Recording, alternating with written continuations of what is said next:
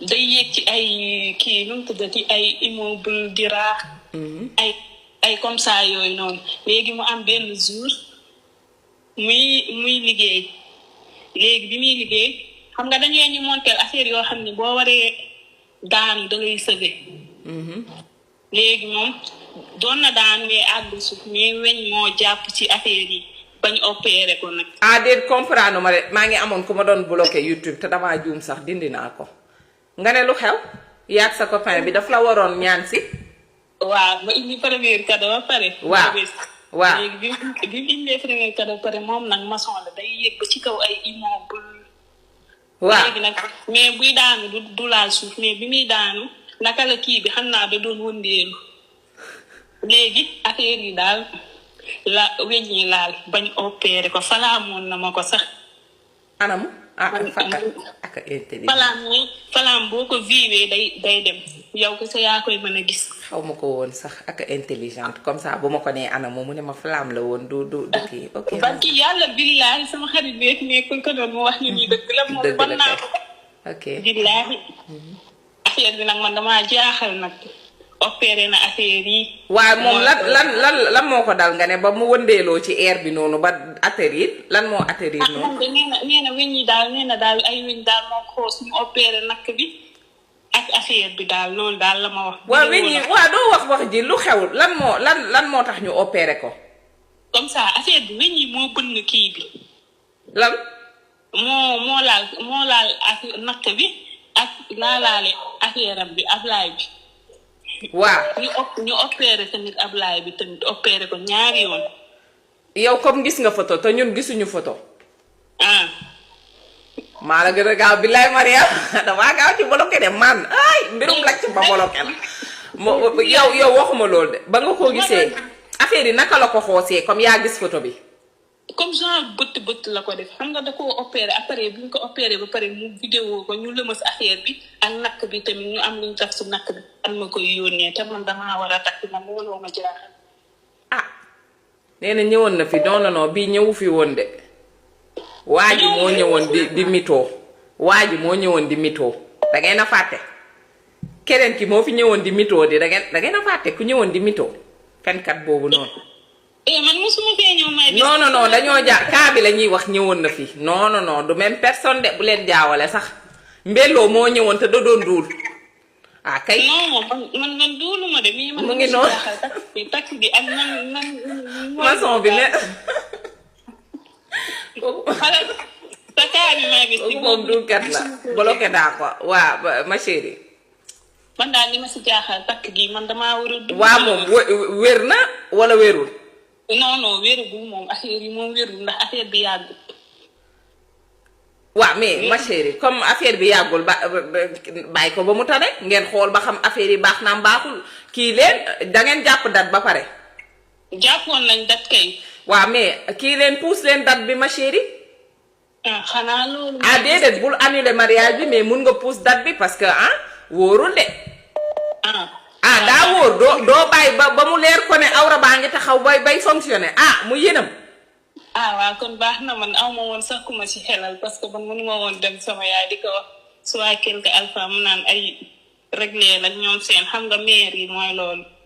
ma chérie mu ngi noonu en tout cas comme ni nga ko waxee dama koy répéter soit quelque alpha nañu repousser mariage bi rek ba ab lu ñu ci leer bii néeg dafa am solo ci mariage de. moo ma jaaxal loolu moom moo tax ñuy dugg ci affaire yi. quelque soit alpha la bëggoon wax soit quelque alpha dafa dégg français kenn du moom.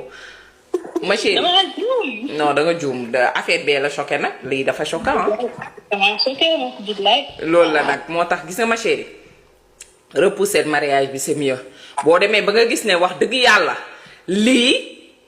mu war la ta bum la ko wax kese de damal nga testé ma chérie na ko dal nga laal nga sentir nga xool bu dee baax na c'est très bien bu dee gis nga ne affaire bi nag def nga lu ne awra bi ne du abajada moom xamal ne ngeen puusaat ko rek sànq kii bul ba kii baaxul de. waaw baax na merci. waaw kay ba pare bu la waxee rek ne ko bàyyi ba tane bu ko wax sax ay bàyyi ba kii déedéet danga koy gën a muus danga ko naan comme affaire yi mu ngi lay doogay daal bàyyi ba nga gën a tane.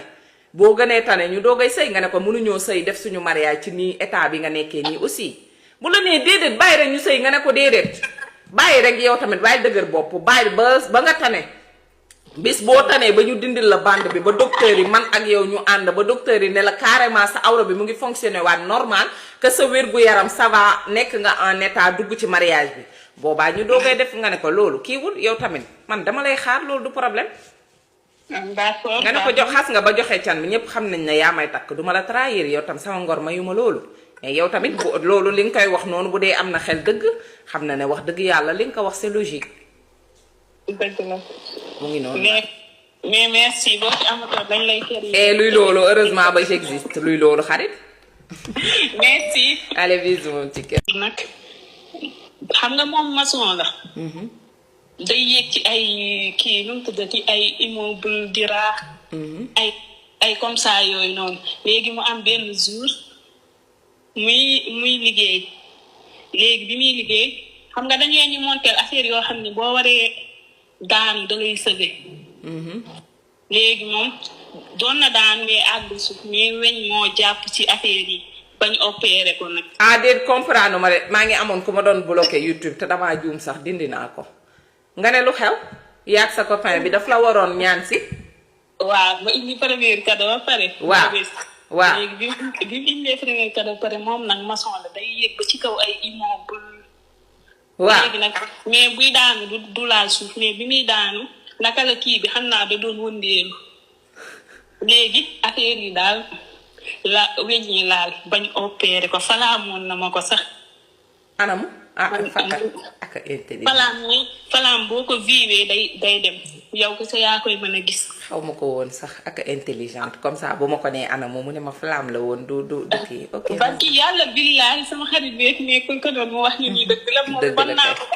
ok billaahi affaire bi nag man damaa jaaxal nag opéré na affaire yi. waaye moom lan moo ko dal nga ne ba mu wëndeeloo ci air bi noonu ba atterrir lan moo atterrir noonu. moom de nee na weñ yi daal nee na daal ay weñ daal moo xoos ñu opéré nakk bi ak affaire bi daal loolu daal la ma wax. waaw weñ yi waaw doo wax ji lu xew lan moo tax ñu opéré ko.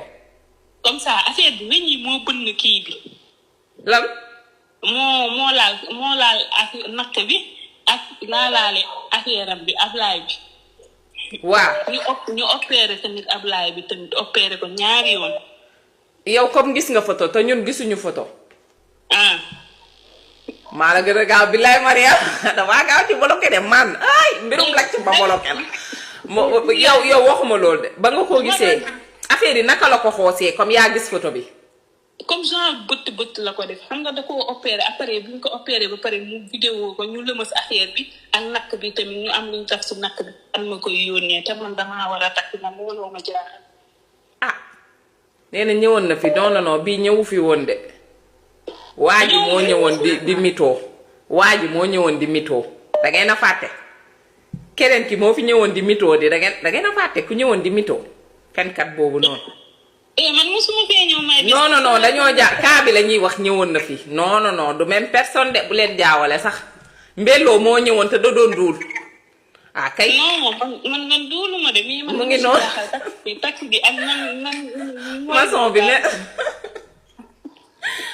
xale sa kaa bi maa gis. moom dulkat la bloqué daa ko waa ma chérie. man daal li ma si jaaxal takk gi man damaa war a. waa moom wér na wala wérul. non wérugul moom affaire yi moom wérul ndax affaire bi yàggul. waaw mais ma chérie comme affaire bi yàggul bàyyi ko ba mu tane ngeen xool ba xam affaire yi baax naam baaxul kii leen da ngeen jàpp date ba pare. jàppoon nañ date kay. waaw mais kii leen pousse leen date bi ma chérie. xanaa loolu. déedéet bul annuler mariage bi mais mun nga pousse date bi parce que wóorul de. daa wóor doo bàyyi ba mu leer ko ne awra baa ngi taxaw bay fonctionner mu yénam. waaw kon baax na man aw ma woon sax ku ma ci xelal parce que man mënuma woon dem sama yaay di ko wax soit quelque alpha mu naan ay réglé la ñoom seen xam nga maire yi mooy loolu. ma chérie mu ngi noonu en tout cas comme ni nga ko waxee dama koy répéter soit quelque alpha nañu repousser mariage bi rek ba ab lu ñu ci leer bii néeg dafa am solo ci mariage de. moo ma jaaxal loolu moom moo tax ñuy dugg ci affaire yi. quelque soit alpha la bëggoon wax soit quelque alpha dafa dégg français kenn du moom. ma chérie dama juum. non da nga juum affaire bee la choqué nag lii dafa choquant ah. dama choqué ma billaay. loolu la nag moo tax gis nga ma chérie repousser mariage bi c'est mieux boo demee ba nga gis ne wax dëgg yàlla lii mu war la te bum la ko wax kese de demal nga testé ma chérie na ko dal nga laal nga sentir nga xool bu dee baax na c'est très bien bu dee gis nga ne affaire bi nag def nga lu ne awra bi ne du abajada moom xamal ne ah ngeen puusaat ko rek tànk kii bul ba kii baaxul de. waaw baax na merci. waaw kay ba pare bu la waxee rek ne ko bàyyi ba tane bu ko sax ay bàyyi ba kii déedéet danga koy gën a mus danga ko naan comme affaire yi mu ngi lay doogay daal bàyyi ba nga gën a tane boo gënee tane ñu doogay sëy nga ne ko mënuñoo sëy def suñu mariage ci nii état bi nga nekkee nii aussi bu la nee déedéet bàyyi rek ñu sëy nga ne ko déedéet bàyyi rek yow tamit bàyyi dëgër bopp bàyyi ba nga tane bis boo tanee ba ñu dindil la bande bi ba docteur yi man ak yow ñu ànd ba docteur yi ne la carrément sa awra bi mu ngi fonctionné waat normal que sa wér-gu-yaram ça va nekk nga en état dugg ci mariage bi boobaa ñu doogay def nga ne ko loolu kiiwul yow tamit man dama lay xaar loolu du problème. d'accord nga ne ko jox xas nga ba joxe can bi ñëpp xam nañ ne yaa may takk duma la trahir yow tam sama ngor mayuma loolu mais yow tamit bu loolu li nga koy wax noonu bu dee am na xel dëgg xam na ne wax dëgg yàlla li nga ko wax c'est logique. dëgg la. mu ngi noonu. mais merci boo ci amatoo dañ lay kër yi. et luy loolu heureusement ba j'existe luy loolu xarit. merci. allez bisous mon petit cœur. dem yoonam te du ma ko def dara du am benn explication damay toog sax di jooy parce que damay laaj sama borom lan lan am loo xamante ne man aw ma ko léegi man laaj man nan laa mën a dundee léegi pour mën a surmonter kii yooyu étape yooyu. attends j'ai pas compris yow nga ne lan ngay def exactement. man damay def noo xamante ne comme copain ma day jikki rek changé te du ma ko def dara. copain bi day jékki-jékki rek changé ñaata copain la ñoo la def noonu. bari na man mën naa ne inspiré mën naa ne bi ma commencé ba léegi même histoire mooy noonu lay. copain yu bari ñoo doxalee nii. oui noonu la ñuy doxalee. ñaata copain Collé. may 5. Collé lii am na loo xamante ne moom nga def ba say copain def nii. sérieusement du ma def dara man du soxla ma sa seen xaalis yàlla xam na ko.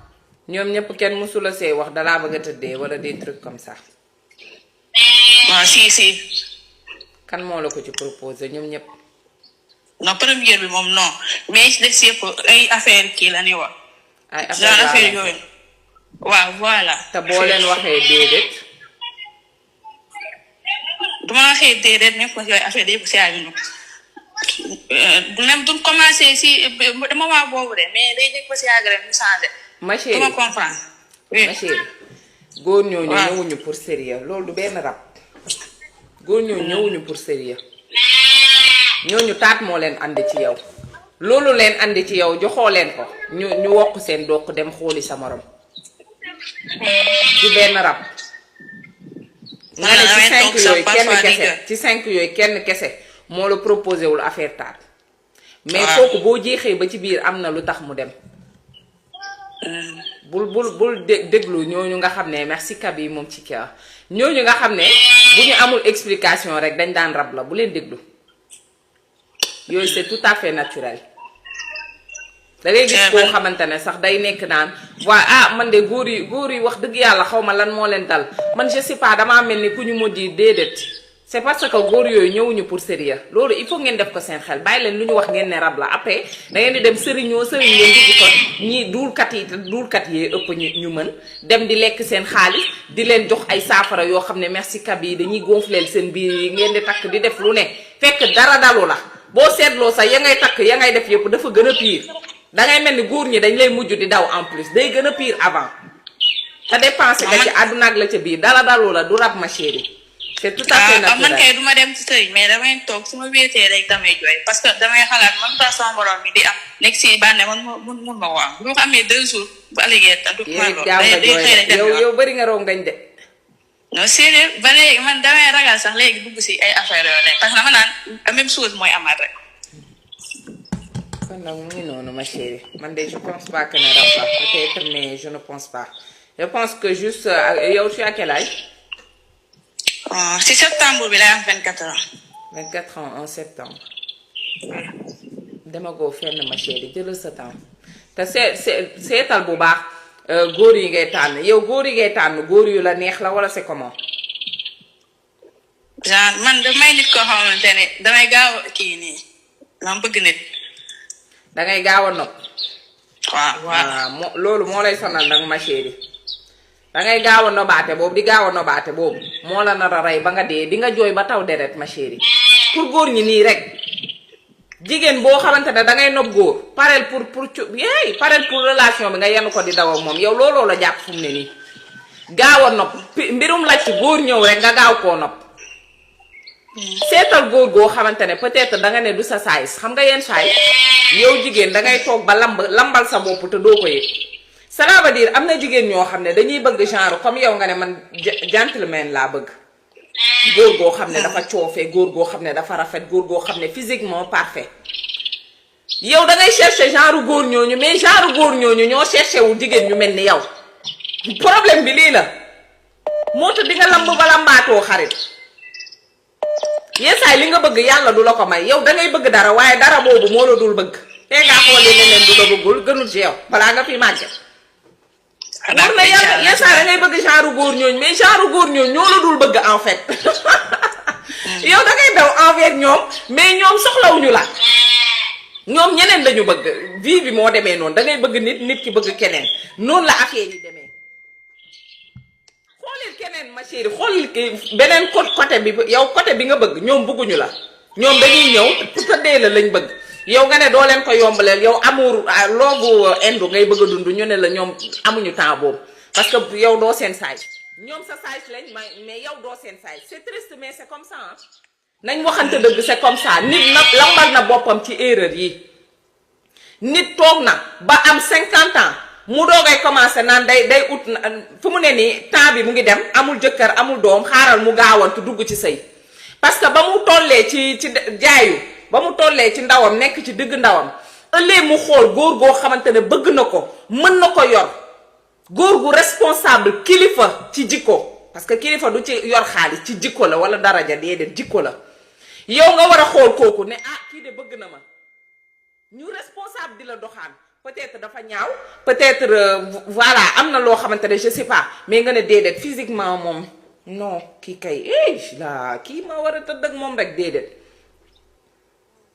léegi nga dem ba ba xool ne fu mu ne nii maa ngi ak sama 60 ans mënumaa sëy nga bëgg nag dem góor ñi di la ñoom ci xale yi luy loolu mën nga dem ba déet du baax nga lambal sa bopp nag nii nit ki da ngay xam sa bopp yenn saa yi da ngay yóotu loo xamante ne baaxul ci yow yóotu surtout góoru ñooñu noonu góor yooyu ngay yóotu noonu ñooñu nga xam ne doxaat rek la ñuy def màcc tuñ doxaat yooyu ay doomu raam boobu safurla baal leen ma wàccal balaa ma fi wax ay bêtises ci suuf ma chérie xoolal beneen bi ñeneen ñi la bëgg ma chérie yow bul xool bu koo bëgg xoolal ka la bëgg yow góor bu la bëggee doo sonn ci relation te carrément waaw te man booy xool sax man moom laa njëkk a flirter. waaw. maa ngi loo sax mais fan yii nag dañ see amoon problème ñu bàyyante parce que ba bu subaa bëgg loolu. léegi nag ma ne woon naa la woo laaj la ba xam parce que dem ba proposé ba sax dafa fekkee tëri bu di ko def ci aara bi. ñu def ko ci ginnaaw fii ñuy demee douze. pardon. billaay loolu la ma wax. moom ku góor ki moo la ne bu ngeen ko mënul def si Anna Njaay bi mu defal la bagage si sa bunaanees bi. waaw. waa léegi. léegi ma ne ko non loolu moo tax sax ñu bàyyante suñu bàyyante bii. waaw. mais man dama décidé ba lekk ko fi parce que man bu subaa nekk ci ay affaire yu noonu. gis na ma chérie. defal très attention góor buy def yenn yi. góor guy ñëw di la proposer ay affaire bu naanees moom merci rek du affaire góor jigéen la wala du góor jigéen déedéet.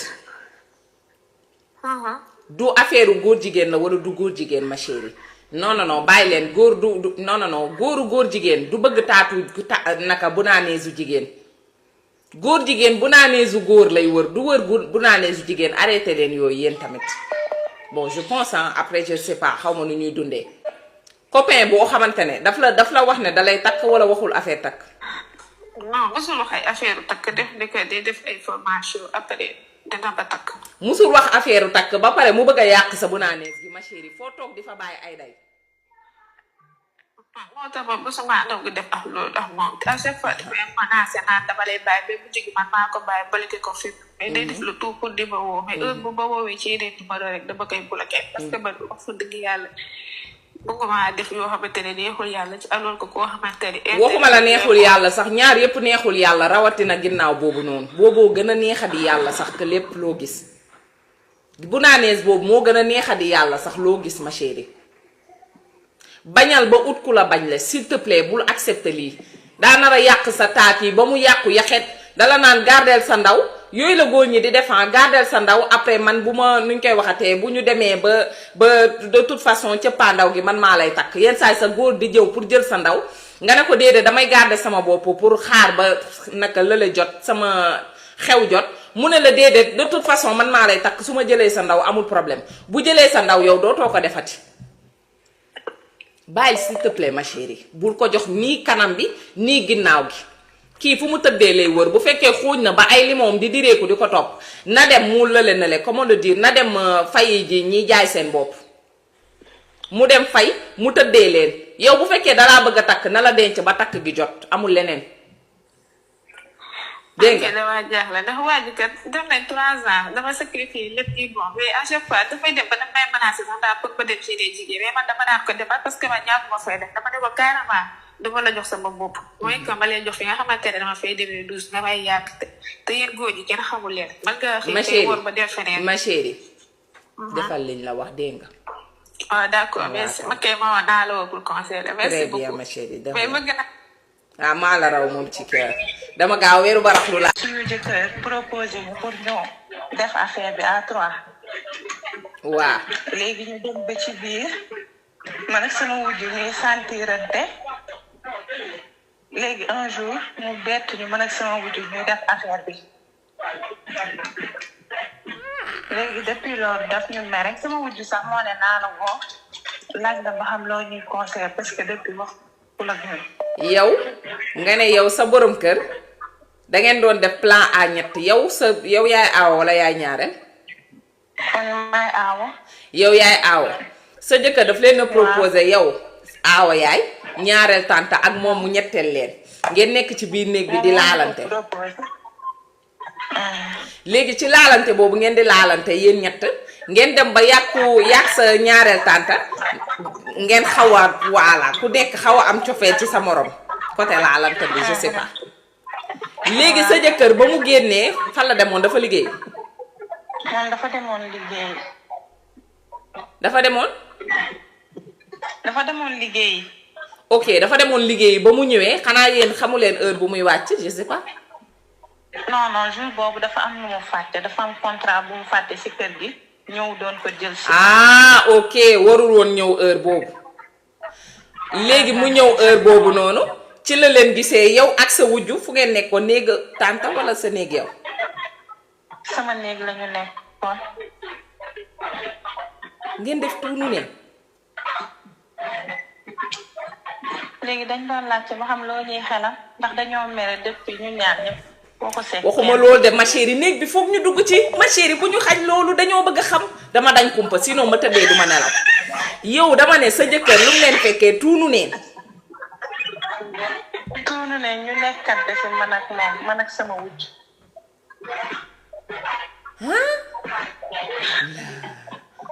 léegi mu wax lan ba mu leen gisee ba mu leen gisee lan la wax ma chérie.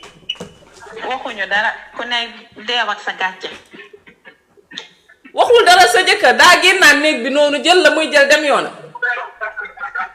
ba tey waxul dara. waaye yéen loolu tamit lu leen ko jaral xarit. ah moom moo ko njëkkee di. moom ay ñett waaye baax na ci moom très bien c'est très bien yow ngay boole ñaari jigéen pour ñu sa aawa ak du danga ñeme lu salte rek jëlal résultat baa ngi nii boole nga leen nobante nañ da ngeen nobante wala c'est juste laalantement parlant. ah affaire yi bu ñu nekkee daal ku ne sa xel dina si dem te buñ koy def tamit day nekk sans gêne. sans gêne. waaw. cela veut dire da ngeen di am rien n'est interdit. ah lépp la ñuy def. da ngeen di jëlante ay. lépp la ñuy def. yéen lu ngeen di def ciseauté wala da ngeen di jëlante ay lële di ko dugalante. déedéet benn yoon rek dañ ko def. yéen moom tamit lu xew da ngeen xooñante yoon wala da ngeen xooñoon rek. ah xamuñu sax. beneen yoon dee leen xam ngeen àndul ñu kii parce que ñun dañuy topp kaa ba mu sës. ah toogal nga fokki.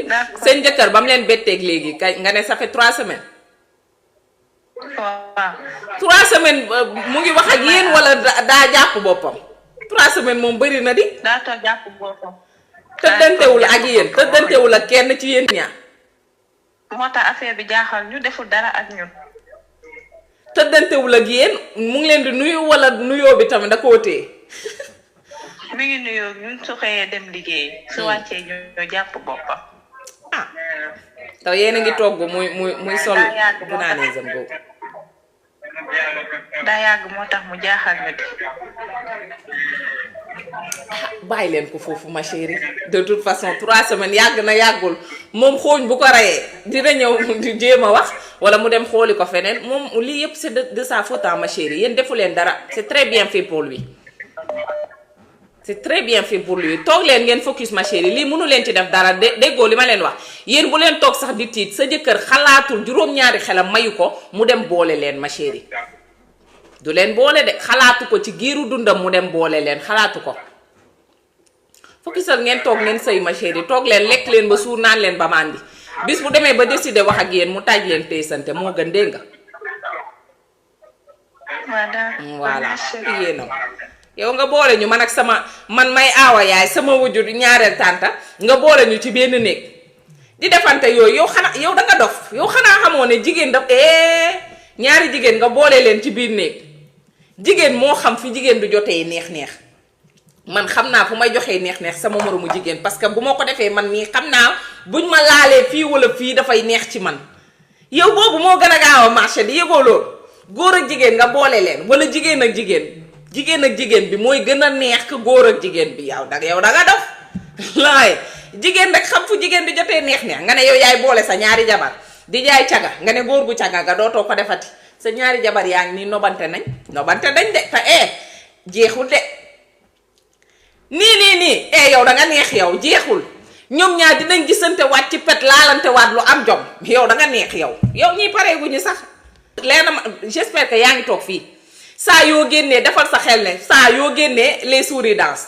quand le chat n'est pas là rek les souris dansent li nga gis noonu c'est pas la première fois ni la dernière c'est pas la première fois et ça ne sera pas la dernière fois saa yu ñu petoo ñoom ñaar kenn liggéeyul ci ñoom ñaar saa yoo demee ñu ngi reer sa ginnaaw ñoom c'est très bien